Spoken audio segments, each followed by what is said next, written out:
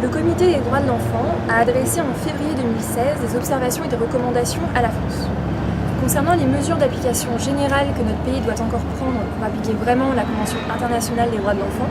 quelles sont, de votre point de vue, les 2 recommandations indispensables que pourraient mettre en œuvre les pouvoirs publics durant cette mandature ?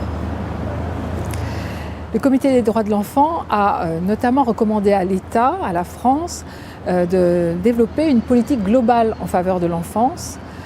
avec notamment une stratégie pour définir des indicateurs, des objectifs mesurables et un calendrier.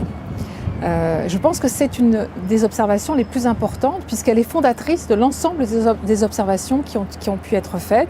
Il est important que notre pays se dote d'une politique globale qui transcende les cloisonnements interministériels et entre le national et le local. Et donc pour moi, c'est la première des observations du comité que je retiendrai. La deuxième observation du comité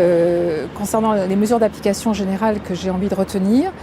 et qui est en lien bien sûr avec la première, c'est la question qui concerne la collecte de données, puisque le comité a regretté et déploré, comme nous l'avions d'ailleurs fait aux défenseurs des droits, l'absence de données homogènes, fiables,